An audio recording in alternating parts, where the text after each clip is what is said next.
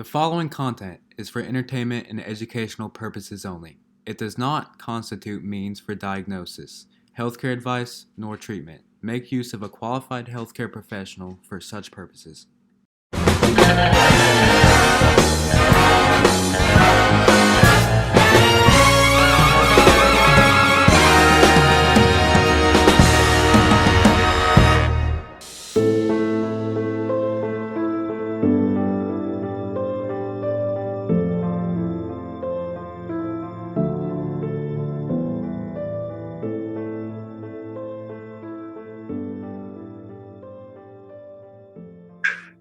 Good morning, everyone. My name is Dr. Charlene Ortiz, and today we are going to be beginning a new section of our lectures. Today, we're going to be talking about the nature of consciousness, the states of consciousness. Now, generally, this is the first lecture that we like to introduce other than like history of psychology, and then generally we move towards nature of consciousness, the states of consciousness. But as you know, our university is really top heavy when it comes to research and stats. So that's one of the reasons why this chapter had to wait a little bit longer in order to be presented. But nonetheless, we are going to cover, for example, the nature of consciousness in this lecture. And we also going to talk about the biological cycles of sleep. And we're also are more than likely going to talk about the sleep-wake cycle as well. So let's go to our slides. Now, as you know, the states of consciousness, I should say, are immensely important because the states of consciousness can let us know, for instance, aspects of memories, aspects of recall, your awareness of the current situation. So that's one of the issues why we do decide to study the states of consciousness. Now, let's begin with the definition of consciousness. What consciousness is simply your awareness to stimuli, right? It's your awareness to stimuli. So for instance, consciousness refers to a personal awareness. So what do I mean by that? Right now, hopefully you're not half asleep and you're paying attention, right? So this is a state of consciousness, right? You are alert, you're here with me, you're listening to my voice and the lecture. So generally, if we go back to our slides, we generally refer to multiple aspects. For example, that external stimuli, right? The external events, right? The external events that you are exposed to. And also the internal sensations, right? What your body is trying to say, what your body is trying to do, right? So we're also focused on that internal sensation.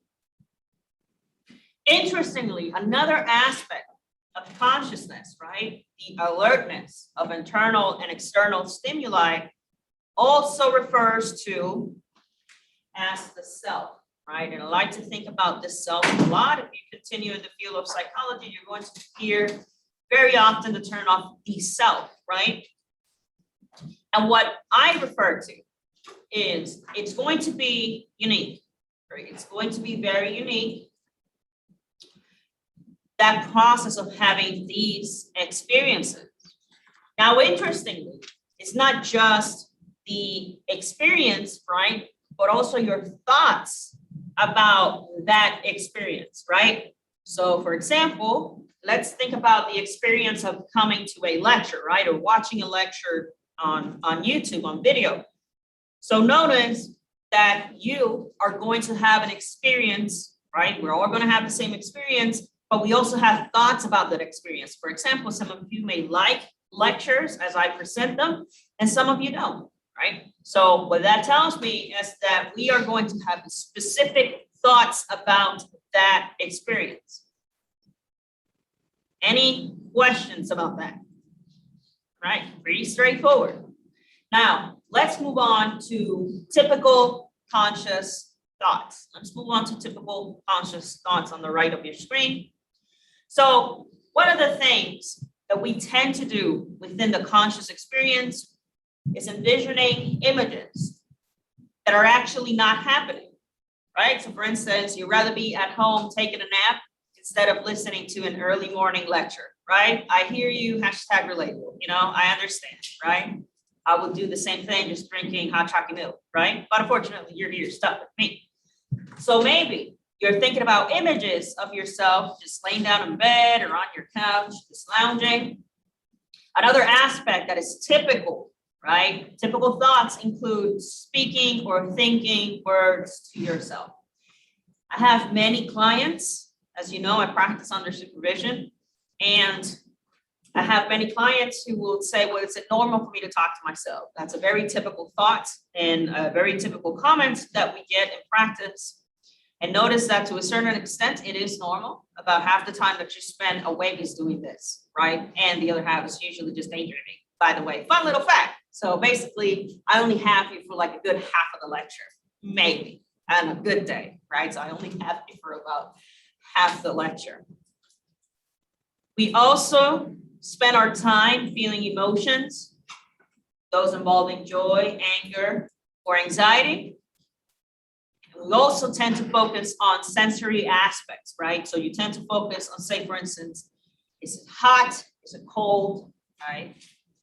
I see some of you are kind of cold. I actually kind of hot, but what else is that, right?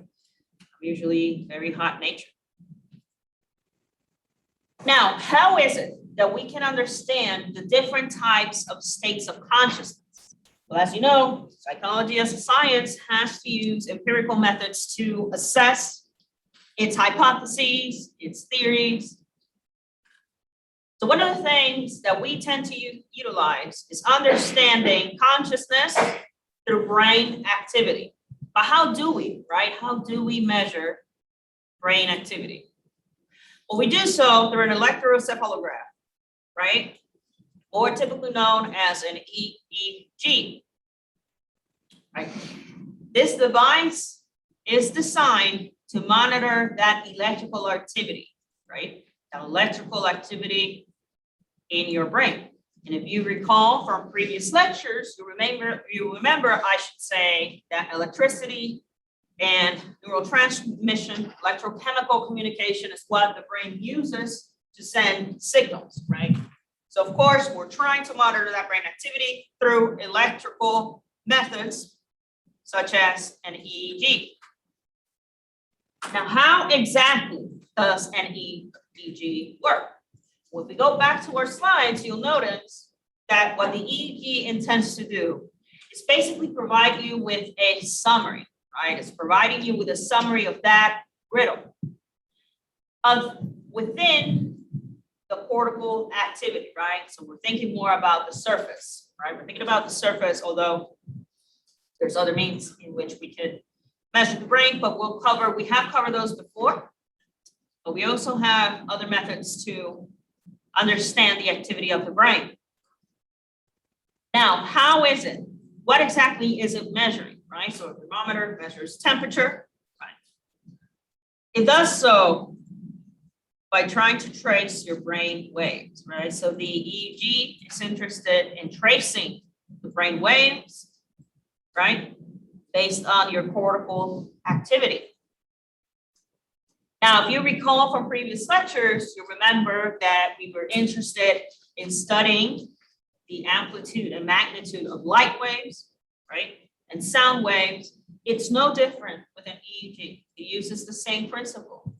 So just when we are looking into light and we are looking into sound waves, we're also interested in the amplitude and the frequency, right? So if you remember with our waves, amplitude refers to that height and the frequency, right? How many cycles? So we have one cycle here, one cycle here, one cycle here.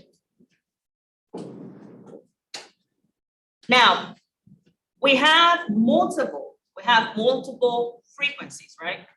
And these bands, these principal bands, is how we generally tend to refer to the brain wave activity, specifically on humans. Let's focus on that for a second. Now, what we're trying to do is notice different activity, because each activity is associated with a very specific brain wave. Again, each activity is focused on a specific brain wave. For instance, we have the beta, the alpha, the theta, and we have the delta. So notice that the states of consciousness, whether you are alert, whether you are falling asleep in that state of drowsiness, whether you are asleep or you're very deeply asleep, we are going to divide them in each specific brain wave, I should say. Any questions about that? Good deal. Good deal.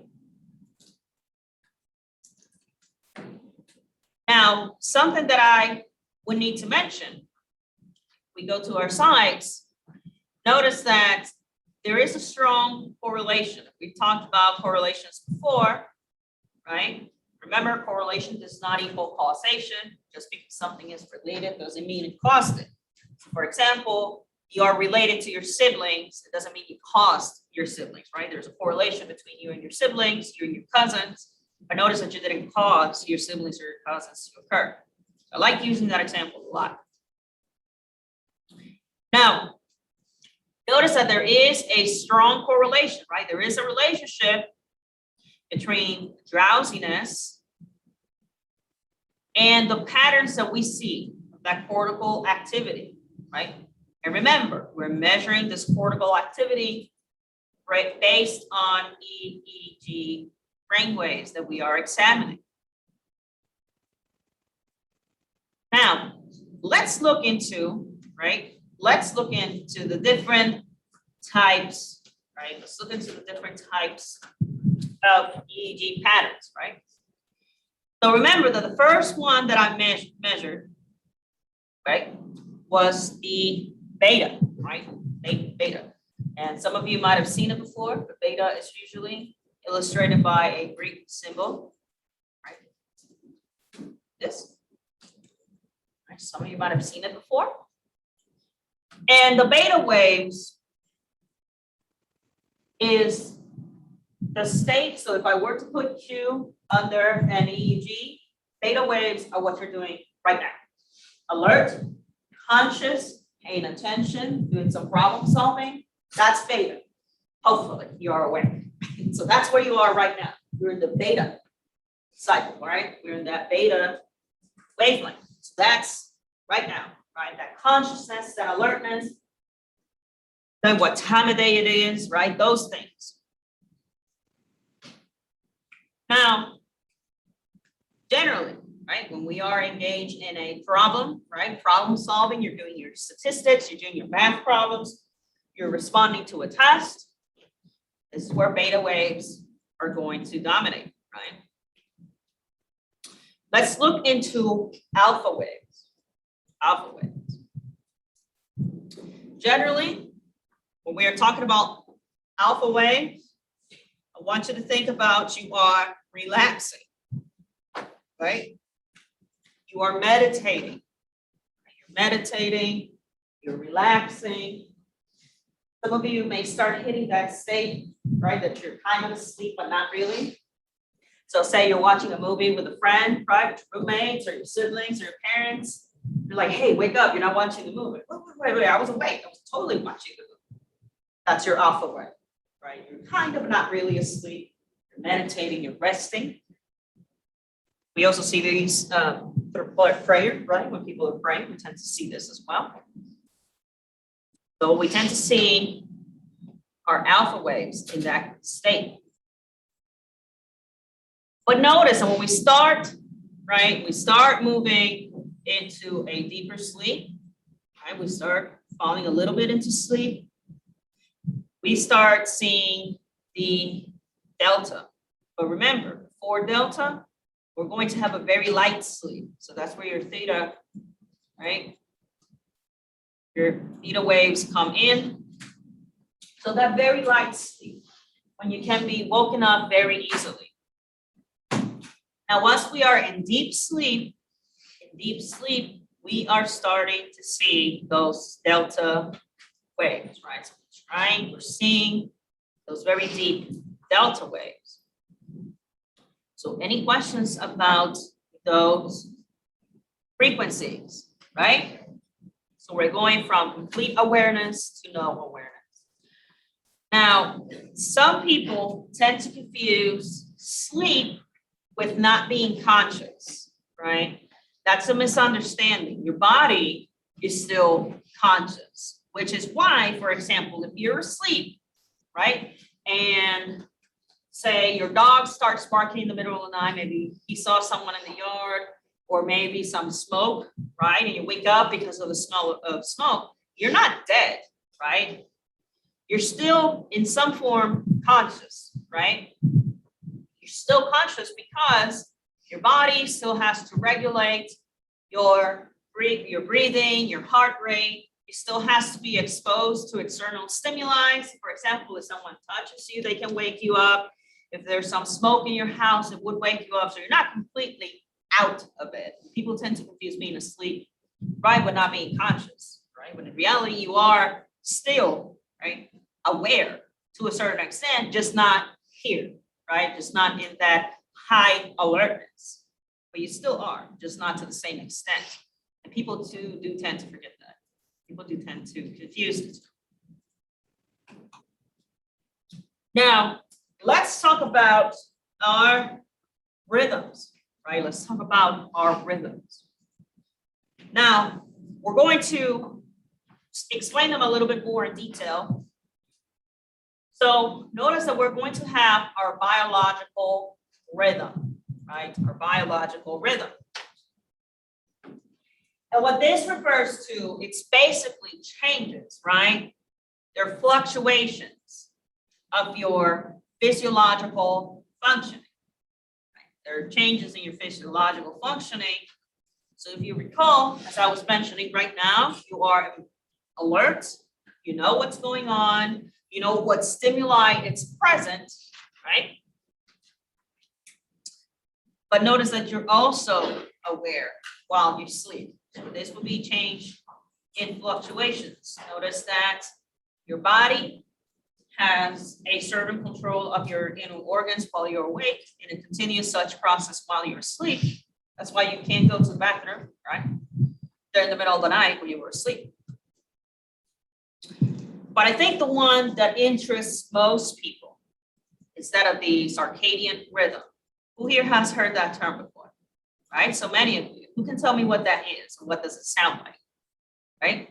Who can tell me what that is? Yes, sir. It's like, so when your body gets used to, say, waking up at 8 a.m. and then eating breakfast at 9 a.m., eating lunch at 1 p.m., eating dinner at 6 p.m., and then falling asleep at 9 p.m. And then you do, and then your body gets used to doing that every single day. So when 1 p.m. comes along and you haven't eaten yet, you start to get really hungry because your body's used to eating at that time. Right, absolutely. What's your last name? Moore. So Dr. Moore over here, what he's mentioning is it's basically the pattern, right? That habit that your body is used to, right? Particularly when it comes to sleep, right? So for example, the time you wake up, the time you go to sleep. And he is correct, right? Is that 24-hour, right, cycle, right? Found in many, many species. As he mentioned, is going to affect your sleep, blood pressure, of course, during the day, how much blood pressure do you have? Which is why when you wake up, generally your blood pressure is a little lower, right? Urine production, basically the functions, right? I like to call it how we fizz, right? How we change. Our different functions during the day. But interestingly, your circadian rhythm can also affect your alertness, right? It can affect your short-term memory because it can affect aspects of your cognitive performance. Something to remember, how many of you have traveled to the other side of the world? So Europe, Africa, okay, Asia, things like that. If you notice, Whenever that happens, your 24-hour biological cycle will be out of whack, right? It will be completely confused because it has already set itself to a specific pattern of when you're going to, how long is it going to take you for you to go to the bathroom, or what time are you going to sleep? When do you start feeling sleepy, right? So we start thinking about that hormonal process. So notice that that does occur. The furthest away, I've traveled pretty far due to the military, of course, and also for funsies. And it does tend to happen when you travel to another country. It does tend to happen that you want to, have lunch at 1 in the morning, right? Because it's pretty, your body is already used to that cycle. But remember that that's not only going to affect when you want to sleep, but it's also going to affect your ability to have memory recalls. For example, short-term memory. So you're going to be somewhat confused, right? Memory is going to be an issue, recalling certain events. If I were to give you an assessment for cognitive performance, you're probably going to perform poorly. And that's not to say that there's any issue with your patterns of intelligence or anything like that. It's because your cognitive performance has diminished. So for instance, if you're used to taking tests at 8 in the morning, but then your test is going to be at 8 in the evening, notice that it's likely that you're not going to perform the same way because of that circadian rhythm. And that's something professors do take into account, or at least I would like to hope that some professors do take that into account.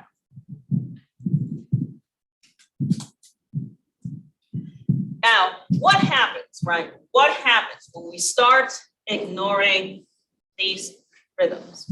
I need to remind you that generally what happens is that your exposure to natural light, right? Your exposure to natural light, what it's going to happen is that your retina, as we discussed in previous lectures, is going to send a direct input to your hypothalamus. And what's going to happen is going to send it to a system known as the SCN, which stands for suprachiasmatic center or nucleus. What happens is that once that natural light, right, that stimuli is sent to your hypothalamus, what's going to happen is that your pineal gland, right, in your brain is going to secrete a hormone known as melatonin, right? And some of you may even take melatonin because we're trying to stimulate, right? We're trying to stimulate that hormonal communication and saying, hey, it's time to sleep.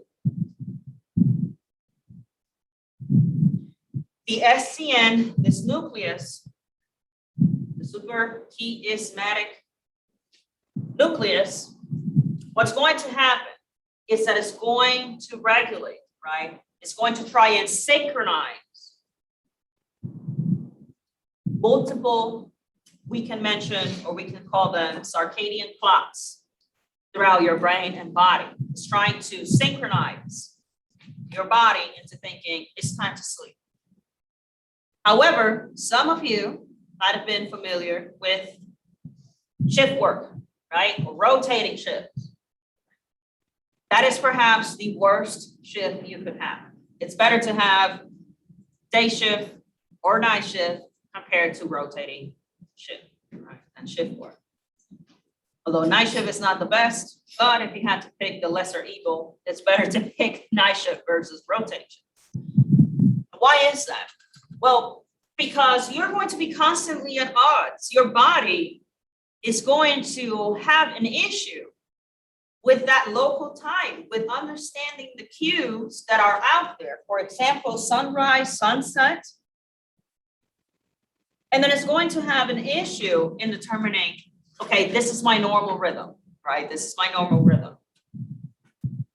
Not only is it a problem because you're going to get less sleep, the sleep that you do actually get is going to be much poor in quality. So not only are you going to get less sleep, it's going to be poor. Additionally, there are many negative impacts of rotating shifts, not only with your body, but also socially, right? Your social relationships are going to diminish. You might start having some problems at home, some problems with your significant other, babe, boo, whatever, right? Whatever you want to call it. And it's also going to have an issue with mental health, right? People in rotating shifts, right? Or people who do not get sleep, I should say, have a higher likelihood for anxiety or worse expression of anxiety. Depression tends to worsen. Your immune system also gets to have a severe impact. And because your immune system is suffering from an impact, you're more likely to get sick. You're more likely to get sick. And you're also more likely to die, by the way, because your body is not getting that chance in having a normal rhythm, right? You're basically living more, right? We spend about a third of our day sleeping, and your body is just trying to get adjusted to that change because you're getting less sleep. It's much more poor. Your relationships with others are poor. Your incidence for a mental illness can increase. So that's one of the negative impacts of rotating shifts. I, for example, love to stay up late. I love it. Can't get enough of it. Go to bed like 1 a.m. every day. Don't do it, kids. Don't do it. Don't do that. Okay? Don't do it. Love to go to bed late. Now, how is it that we are able to realign that circadian rhythm? So for those of you who are traveling, right, or have the opportunity to go to the other side of the world, as I like to mention it, taking a small dose of melatonin, right, could help regulate that biological clock. And remember, this is not medical advice. This is just a presentation for educational purposes only. I don't want you to say, Dr. Shar said I need to pump myself with a cup of melatonin to feel better. I did not say that, okay? This is for educational purposes only, right? Another aspect, some of you cannot get away from that rotating shift, right? From shift workers, right? There's no opportunity that you can get away from this type of work. So what it is recommended is that you are carefully trying to plan ahead that shift, right? So that you can provide yourself with a smooth transition, right? So if you know the next week you're going to be working nights instead of days, try and smoothly, right? Waking up early or trying to change that schedule a little bit ahead of time. Basically, wean yourself off from that day shift. So when you go to night shift, it's not as abrupt, vice versa, right? So if you're going from nights to days, then you know that you can wean yourself from that process, right? The time you wake up. I actually worked night shift for about close to 10 years before I started working at my previous job in this one, right? So it was very intense. It was very intense. Any questions about your circadian rhythm? Realigning your circadian rhythm instead of like melatonin, could you also use like sleep aids like Lunesta and actual sleep medication? So the thing about sleep medication, a lot of the question was, instead of melatonin, can you use other medications? And again, I'm not a physician, so this is for educational purpose only, kids. So the thing about most sleep medications, they are sedatives, right? So they're in the same family as anesthesia, right? They're in the same chemical family, right? So they are different, right? Melatonin is a hormone, whereas sleep aid tends to be a anesthetic, right? So it's trying to knock you out, just like any medication would, like for your teeth or for surgery. So they're different. So that's up to Yeah, knocking you out, not putting you to sleep. right.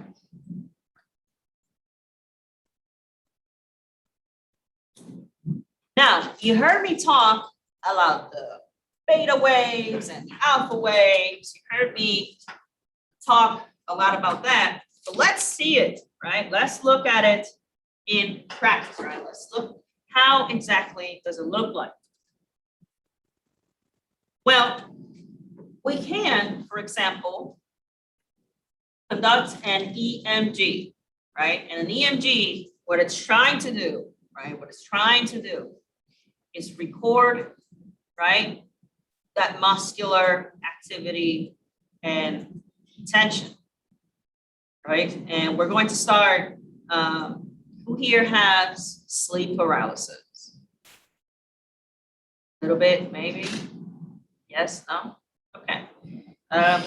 Sleep paralysis is a form of parasomnia, right? In which these cycles have been altered, right? So we're going to see that a little bit more in detail. I do not suffer from it. I do have patients and clients that suffer from it. And apparently it's one of the worst things you can experience, right? It's actually pretty difficult and also leads to other mental illnesses, right? So it's immensely difficult to address. Or at least it appears very difficult to address for these individuals. Now, what we're trying to do, right, is we're going to record, right? We're going to record your eye movements, and we're going to look into your contractions of your heart. We're going to take all of these steps together, right, in order to determine which state of wakefulness, right, we are in. Now, this one's divided very much in detail, but we're going to talk about it in a general sense, but also a little bit of detail, but not as in depth. Now, the first thing that I would like to talk about is stages 1, 2, 3, right?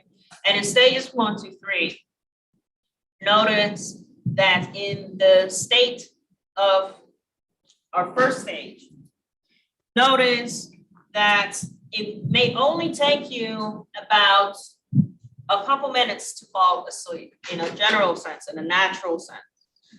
And this process may not seem obvious to you. There doesn't seem to be an obvious transition between states, at least in the sense of them being apparent to you, right?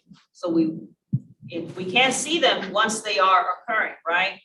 But unfortunately, they don't seem as apparent to you, right? When you are falling asleep.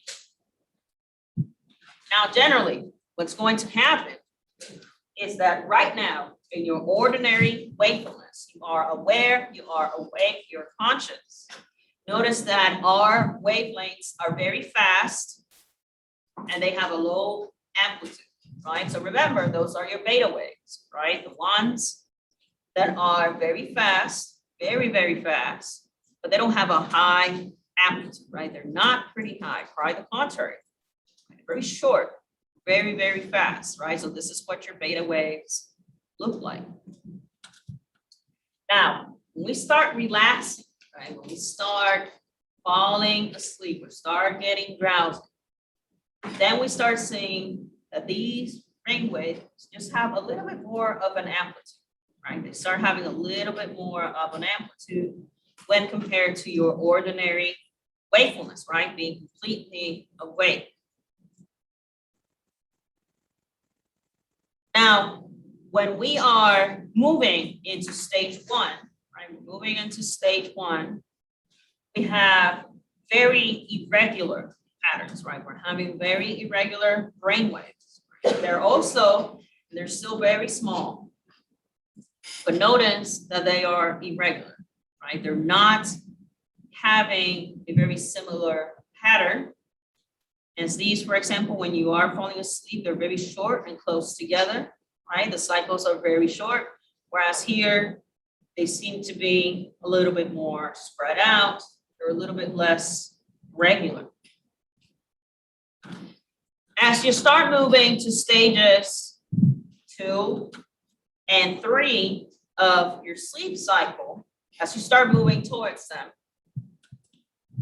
you'll notice that stage 2 approximately only lasts about 10 to 25 minutes, right? It doesn't last very long. But gradually, right? Notice that we start seeing this pattern here that we like to call a sleep spindle, right? Sleep spindle. That is a cycle that occurs in your second stage of sleep. It occurs in your second stage of sleep. Basically a spike, you start noticing a spike of that amplitude, right? And it doesn't seem like a big change here, but if you compare these waves to your wakefulness, right? Notice that there is a big change between wakefulness once we start moving towards deeper stages of sleep. Now, let's move into our third stage. Here, we start seeing our delta waves. Right? Here, we start seeing very large, very slow, right? Very large and very slow waves, which we normally refer to as delta activity. These low frequency waves, they're very predominant. We can see them very clearly on our EEG. Generally, the cycle lasts between 20 and 40 minutes, right? 20 to 40 minutes. Now, some of you might have heard about REM sleep, right? Some of you might have heard about REM sleep.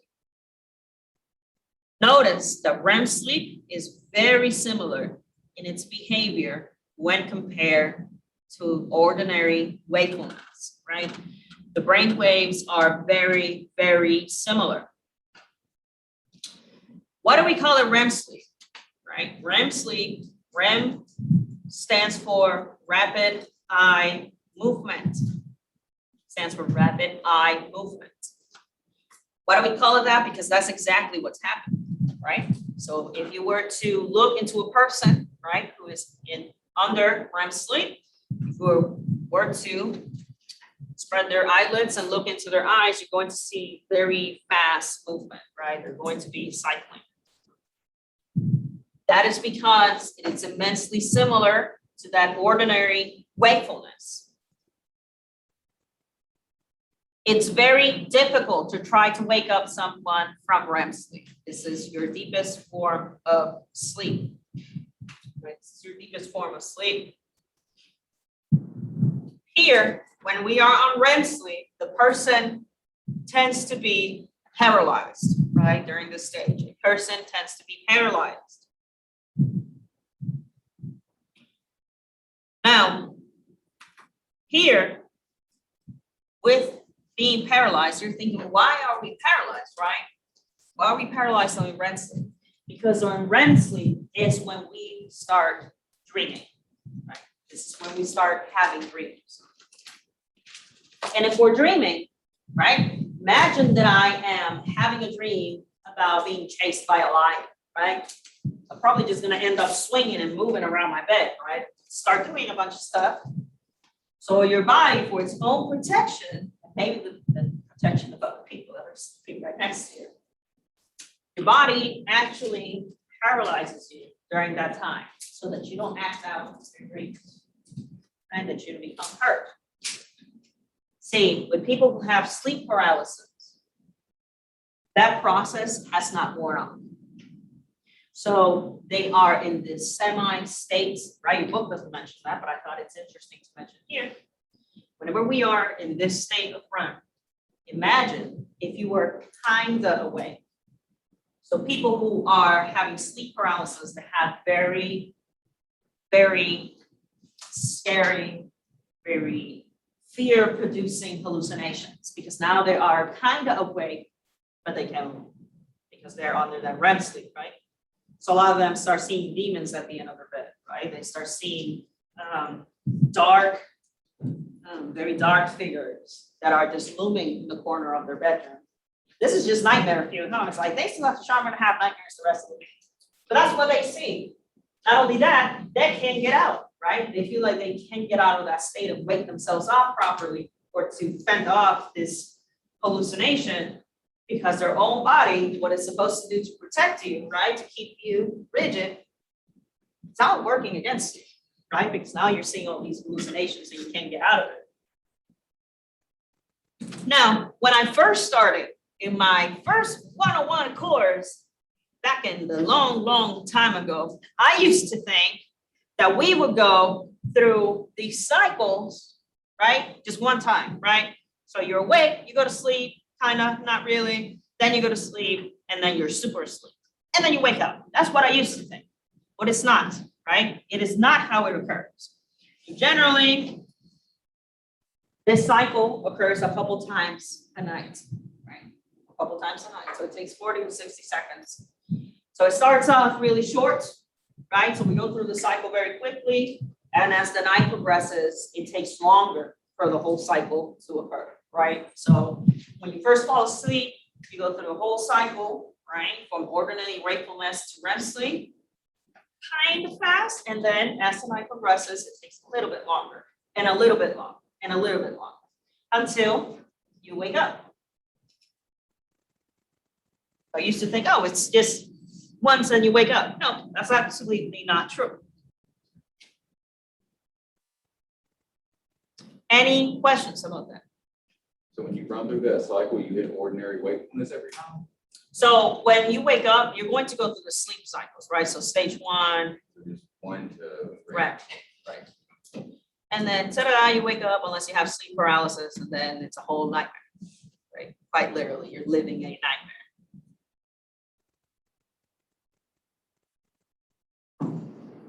As I mentioned, there is no real, right? There is no transition that you yourself can pinpoint, right? And slowly you start moving towards the rest of the cycles, right?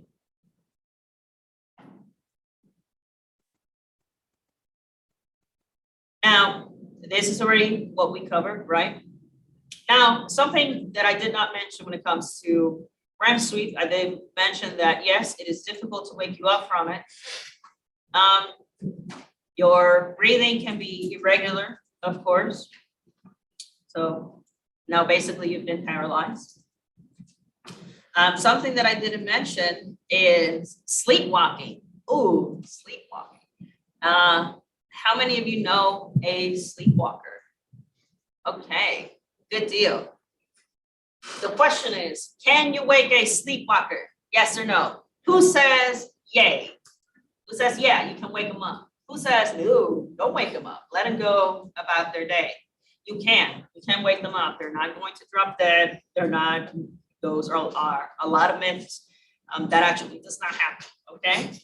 I had a former, we did our clinical residency together in Minnesota when I was earning my Ph.D.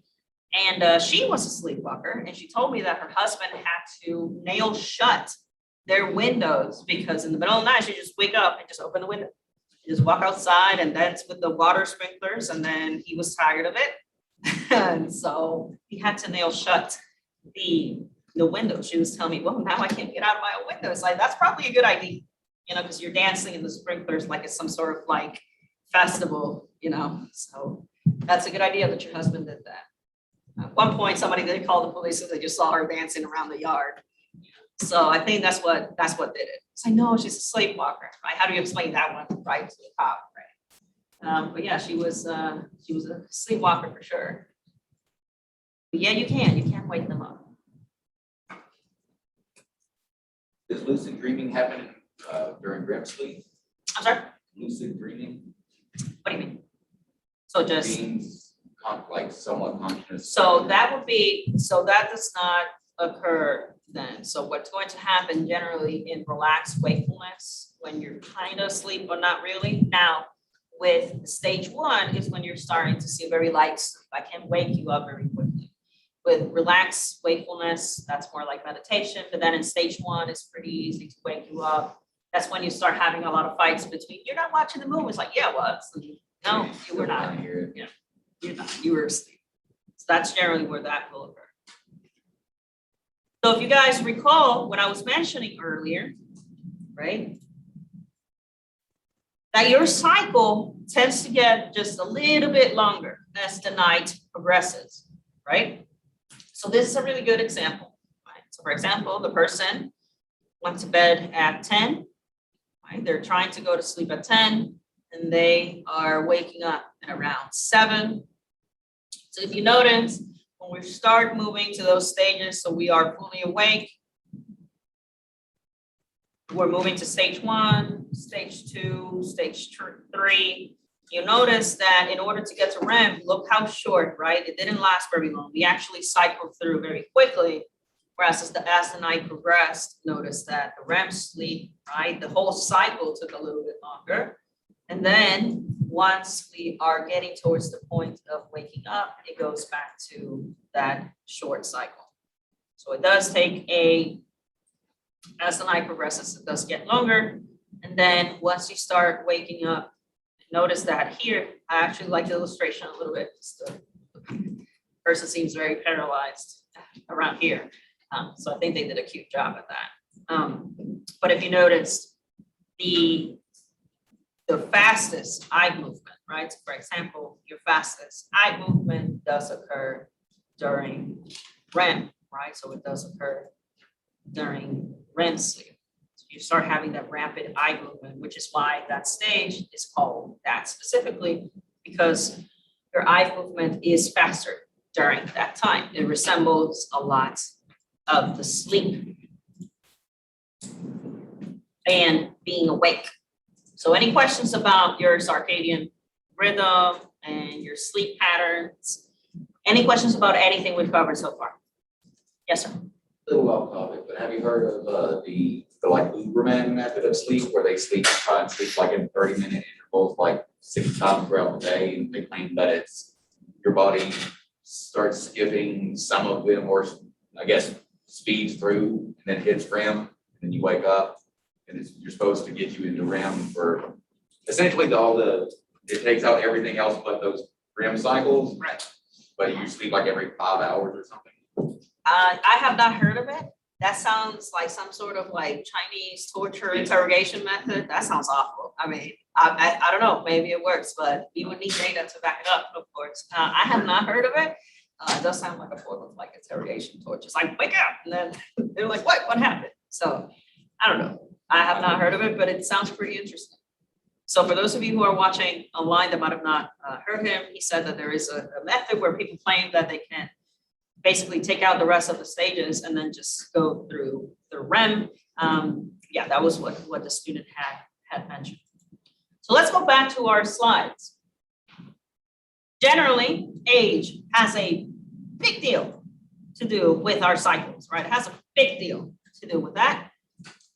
Because, for example, children have different patterns of sleep. A lot of it is attributed to generally children tend to sleep 6 to 8 times in 24 hours, which in total can be up to 16 hours, right? So newborns tend to sleep a long, long time, right? A lot of it has to do with the brain activity, right? Those connections, that brain growth, that expansion, the neurons, right? So a lot of it has to do with that brain development, right? In the first few months, REM sleep tends to be about 50% of all the sleep, right? 50% of all the sleep that babies have, right? The first few months. Now for adults, REM sleep is only about 20%, right? So notice that babies have a whole lot of REM sleep, that deep sleep, and adults only have 20. It almost feels the opposite, huh? Because for those of you who've been around newborn children, you just want to walk on eggshells and not wake them up. Well, notice that their REM sleep, they're actually very deeply asleep. Now, another interesting fact about age and sleep is that when we start getting older, as we start getting older, right, we start having changes in our sleep, right? Now, older adults, right, they have the lightest, right? They have the lightest sleep because they are in that first stage and second stage.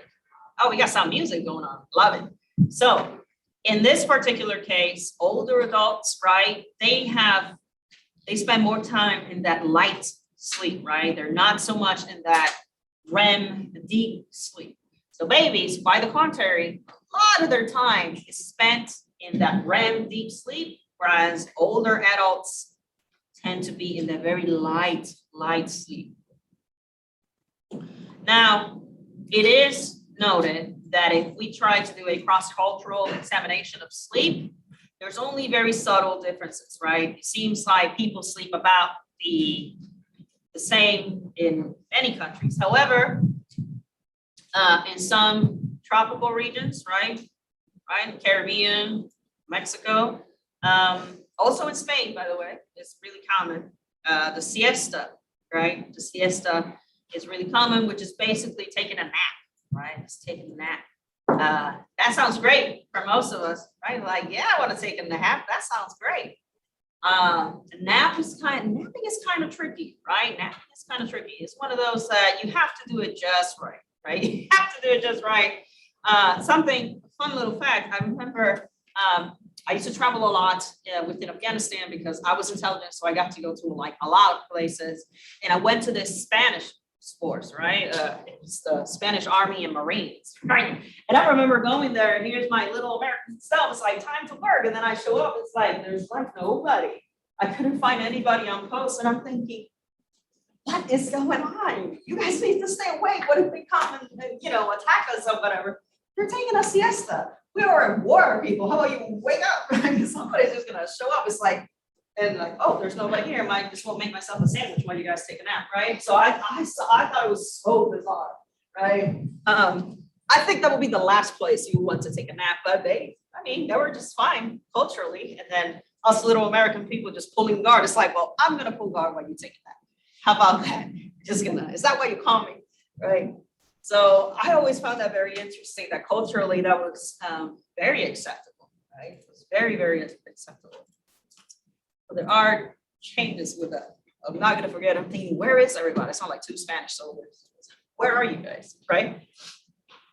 So what happens with partial sleep deprivation, right? What happens? Well, there are instances, right? And when we are forced to not sleep, right? Or perhaps we have some sort of mental illness that is affecting us in regards to being able to sleep a good amount or in good quality.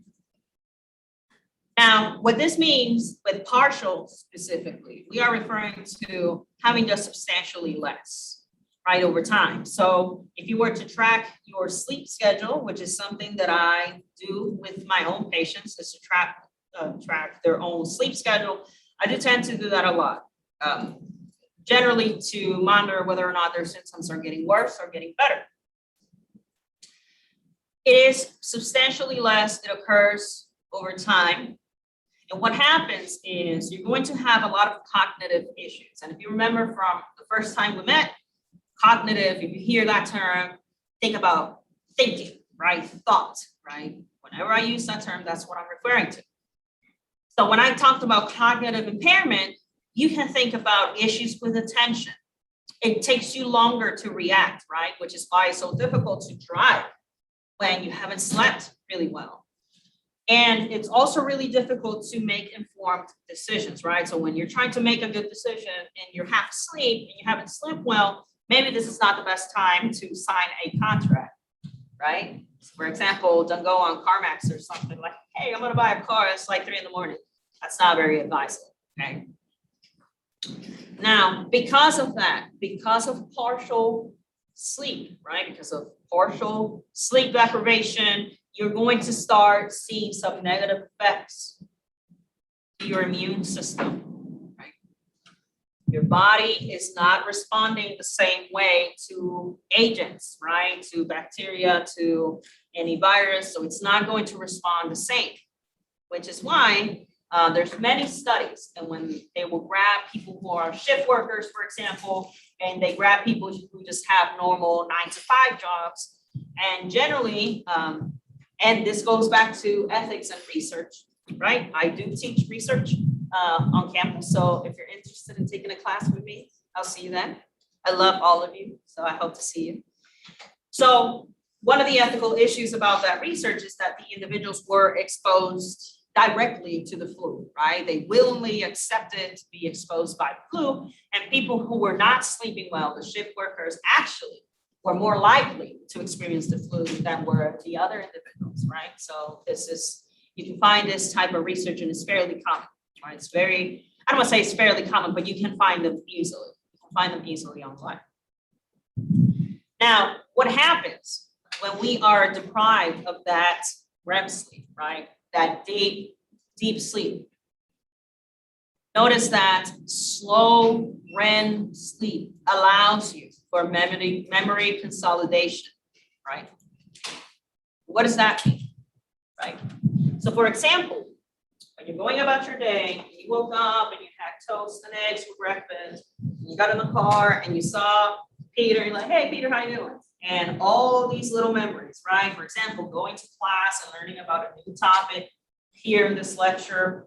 Notice that if you are not having that REM, I am not able, right, to summarize, right, and consolidate all these memories as accurately as you would in another instance, right? So I like to think about REM sleep as putting all those files in a zip file, right? It's trying to compress, right, all of those memories in one location. It's trying to consolidate memories so they make sense.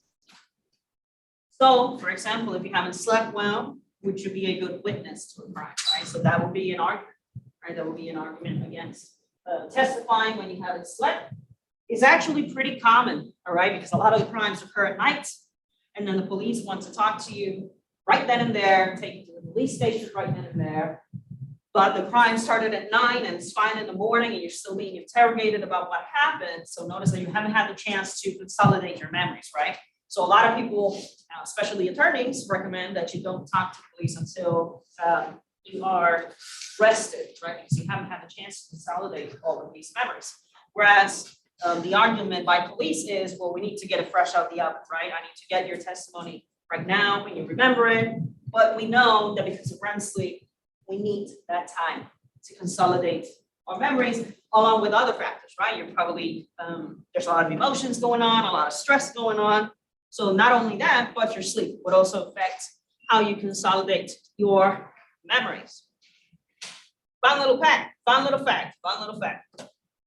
Your sleep deprivation will lower your grades. I remember when I was in school, I would have a lot of my roommates, they would, just for finals, they wouldn't sleep and they would be studying till like 2 in the morning. And I decided I'm going to study beforehand, but then the day before the final, I'm not studying, right? I'm going to do everything else but study. And that's actually pretty good. It allows the brain to do consolidation of memories. You don't want to leave things for the last moment because you're not allowing your brain to consolidate those memories, right? So you're not doing yourself any good. That's something I would tell them. It's like, just do anything else, play video games, go to the park, just chill, study up to the day before and don't study during that day because literally it takes your brain about 24 hours to consolidate memories anyway. So you're not doing yourself any good when it comes to that. So any questions about that?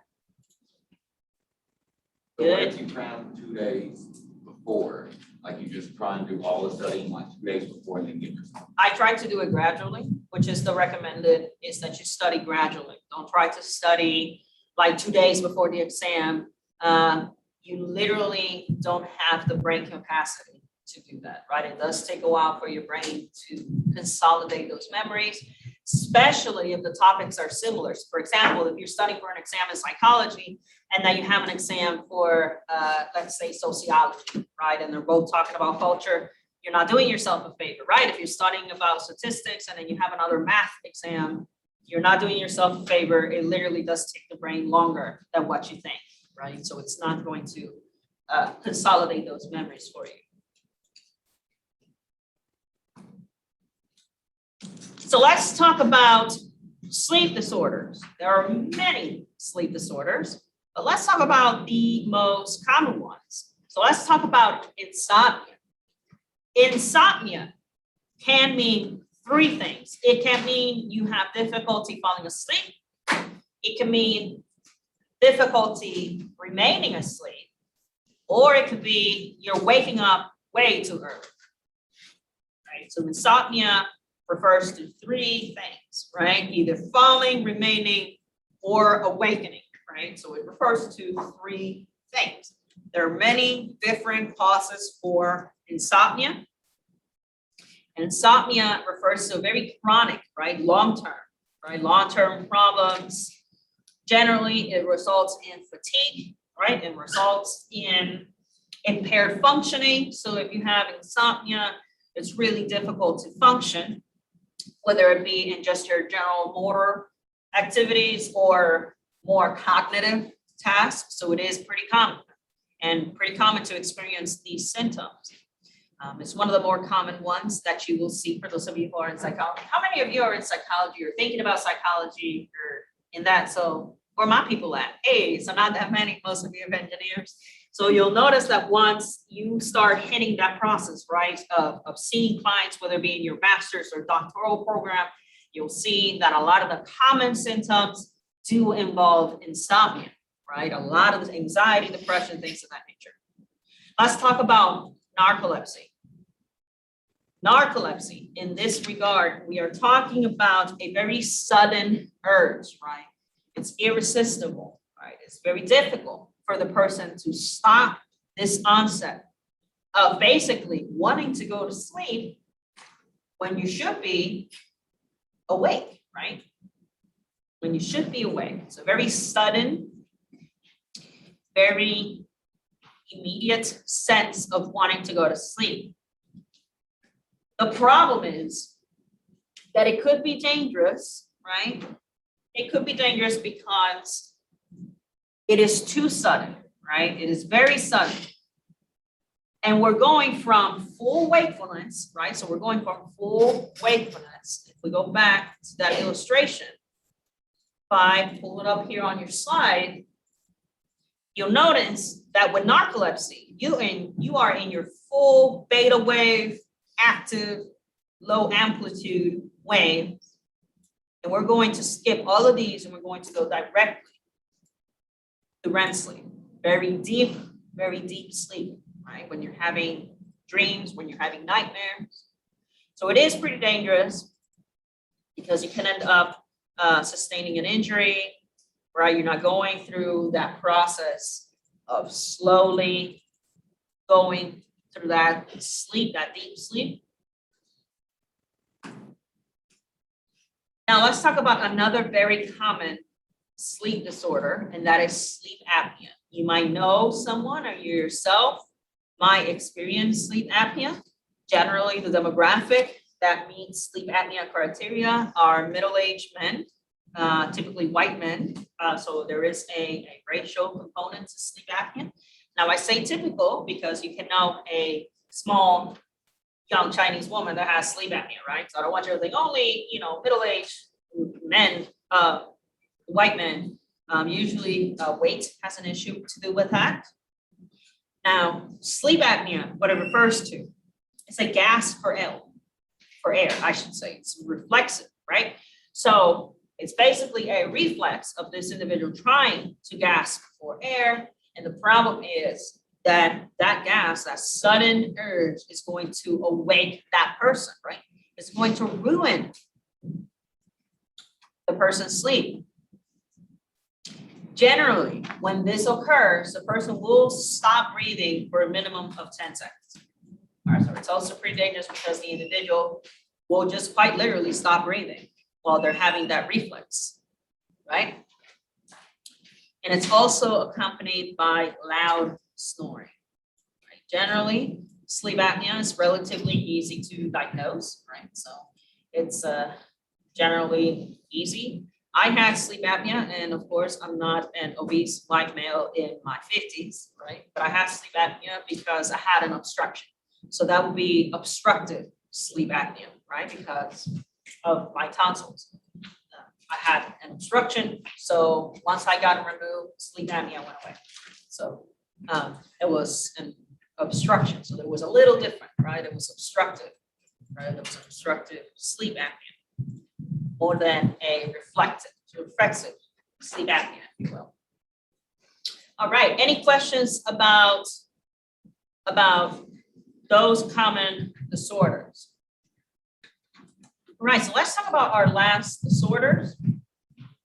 So somnambulism is sleepwalking, right? Sleepwalking, right? It's a lay person term is sleepwalking. Now, this is basically that paralysis is not occurring and you are arising, right? You're walking, you're moving. Now, generally, it tends to occur within the first 3 hours of sleep, right? So we're not having so much of that paralysis that would keep us, right? Generally, it's really short, right? It only lasts about 1 to 2 minutes. And notice that, yes, you can wake them up. It is okay to wake them up.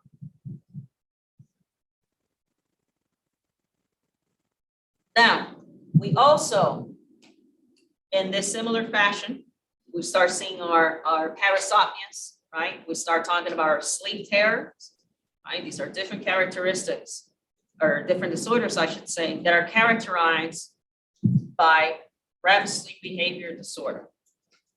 This is basically when you are enacting REM behaviors, right? So notice that instead of remaining still, you may start talking, you may start yelling, right? You may start jumping out of bed, right? So a lot of individuals, right, who suffer from PTSD tend to have characteristics of this nature.